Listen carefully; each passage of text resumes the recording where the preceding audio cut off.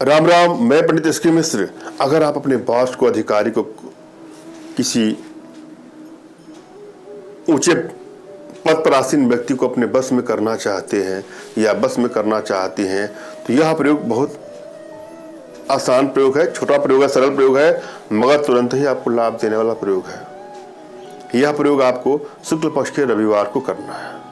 इस प्रयोग में आपको 5 लौंग की आवश्यकता है और जब आप सुबह स्नान करते हो उसी समय यह प्रयोग कर देना है। उसके बाद देखिएगा चमत्कार, किस तरह से आपका बॉस आपसे खुश रहेगा, आपकी समस्त इच्छाओं को पूरा करेगा। एक एक स्टेप को आपको जरा बारीकी सुनना और समझना है। वशीकरण का प्रयोग आप जब भी करें तो आपके मन में एकाग्रता का भाव, समर्पण का भाव हो और किसी के प्रति वैमनस्यता का भाव हो तो वह निकाल दीजिएगा। और जब भी आप वशीकरण का प्रयोग करने जाएं तो अपने मन में चल रहे विरोधाभास पर कंट्रोल करिए। अगर आपके मन में कोई निराशा की ग्रंथि है, कोई टेंशन, कोई तनाव है और उस समय वशीकरण का प्रयोग करेंगे तो वशीकरण का प्रयोग कर तो लेंगे आप, असरदारी भी होगा, मगर जिस लेवल का होना चाहिए वह आपको लाभ नहीं मिलेगा। आधे अधूरे मन से आप कोई प्रयोग करते हैं तो सफलता में संदिग्धता रह जाती है। अतः कोई प्रयोग करें तो भली बात मूड बना लें कि मुझे करना है। मूड बनाने का मतलब क्या? अंदर से एक स्माइल, एक जोश, एक उत्साह, एक जुनून होना चाहिए। आप ये माने कि आपके अंदर इतनी क्षमता है, इतनी पावर है, इतनी कैपेसिटी है कि किसी को भी पलक झपकते ही अपने बस में कर लेंगे या बस में कर लेंगे। आप भिखारी नहीं हैं कि भिक्षा मांग रहे हैं, आप एक शेर हैं, आप एक शिकारी हैं। आपके अंदर वो कैपेसिटी है, वो क्षमता है, आप ईश्वरीय शक्ति के प्रतीक हैं, आप में ईश्वर का वास होता है। जरा सोचिए, एक बंदर को देखते हैं हम लोग तो क्या बोलते हैं? सर नवाते हैं कि हनुमान जी का रूप है। एक हाथी को देखते तो हम लोग क्या करते हैं? प्रणाम करते हैं, गणेश जी का उसमें वास है। क्यों? उनका सूंड गणेश जी से मैच करता है।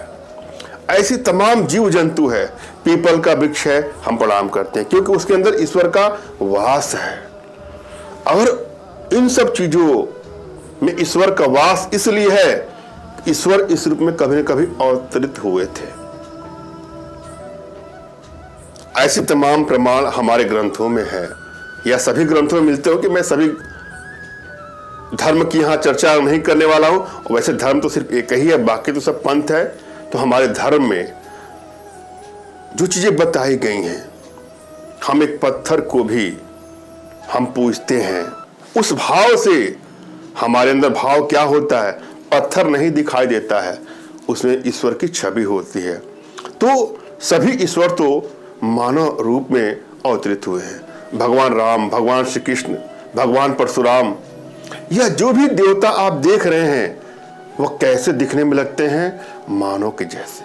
तो क्या आप ईश्वर के अंश नहीं है? बिल्कुल हैं। और जब ईश्वर के अंश आप में है तो आपके अंदर उसकी पावर, उसकी क्षमता भी है। अतः अपने पावर को, अपनी क्षमता को जगाइए, मन में उदासी का भाव हटाइए और अपने मन को ईश्वरीय सत्ता में लगाइए। मात्र आपके अंदर जिस दिन यह कॉन्फिडेंस आ जाएगा, वशीकरण क्या, दुनिया की कोई भी चीज आप क्षण भर में, पल भर में कर सकते हैं। हाँ, कुछ चीजें ऐसी हो जाती हैं कि जब हम परेशान होते हैं, व्यथित होते हैं, हमारा कोई दिल तोड़ देता है तो हमारे अंदर एक कराह से उत्पन्न हो जाती है। हम अपने आप से बाहर हो जाते हैं, कहीं मन ही नहीं लगता है, हम सब कुछ भूल जाते हैं। यहाँ तक कि खाने का मन नहीं करेगा, सोने का मन नहीं करेगा और किसी भी काम में हमारा मन नहीं लगता है। और निराशा की ग्रंथि ऐसी उत्पन्न हो जाती है कि हम एकाग्रता क्या, हम कुछ नहीं कर पाते हैं। जब आपके अंदर यह सिचुएशन हो जाएगी और आप कोई तंत्र का प्रयोग करेंगे तो आपको सफलता मिलेगी अगर आपका उत्तर हाँ है तो बिल्कुल गलत है। कोई भी प्रयोग एकाग्रता भाव से आप करिए। आप कोई प्रश्न याद कर रहे हैं और आपके मन में एकाग्रता नहीं है तो जल्दी याद नहीं होता है। कोई भी काम मन लगा के नहीं करते हैं तो उसमें सफलता नहीं मिलती है। अगर आप इस सिचुएशन से गुजर रहे हैं कि आप कोई काम नहीं कर पा रहे हैं, तो यदि आपके अंदर सच्चाई है, अच्छाई है और किसी को चीट करने की नीयत से आप कोई प्रयोग नहीं कर रहे हैं, तो मैं आपका इसमें सहयोग करूंगा। आपके लिए मैं अनुष्ठान करूंगा, आपके लिए यंत्र सिद्ध करके आपके एड्रेस पर स्पीड पोस्ट के माध्यम से जाएगा। लेकिन आधे अधूरे भाव से आप कोई कार्य करेंगे तो उसमें सफलता 9 के बराबर मिलेगी। जब भी आप कोई प्रयोग करें तो अपनी एनर्जी को भली भांति रीड कर लें और अपने इष्ट का स्मरण कर लें, उनसे मानसिक रूप से मानसिक आदेश और आशीर्वाद प्राप्त कर लें। तत्पश्चात अपने आध्यात्मिक गुरुदेव का भी आपको स्मरण करना है और उनसे भी आपको मानसिक रूप से मानसिक आदेश और आशीर्वाद प्राप्त करके ही कोई प्रयोग करें, तब सफलता मिलेगी ही मिलेगी। हाँ, तमाम बहनों का, भाइयों का, माताओं का प्रश्न होता है कि हमारे पास आध्यात्मिक गुरुदेव नहीं, हम क्या करें। आपको एक गुरु की तलाश तो करनी ही पड़ेगी। गुरु की तलाश करिए और उनसे आदेश लेके ही कोई काम करें, आपको सफलता अवश्य मिलेगी। हाँ, यदि आपने गुरु की तलाश किया और आपको गुरुदेव नहीं मिल रहे हैं तो भी आपको निराश नहीं होना है।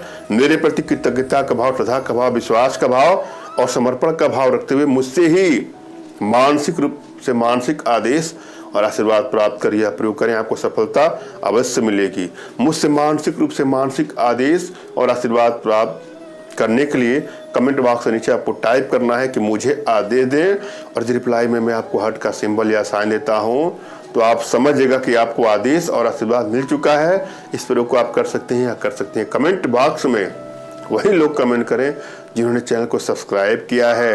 यदि आपने सब्सक्राइब नहीं किया है तो कोई बात नहीं, सब्सक्राइब कर लीजिएगा। एक बात और मैं अपने भाइयों से, बहनों से, माताओं से आग्रह करूंगा, निवेदन करूंगा कि कृपया हमसे संपर्क करने के लिए फोन कॉल का प्रयोग कदापि न करें।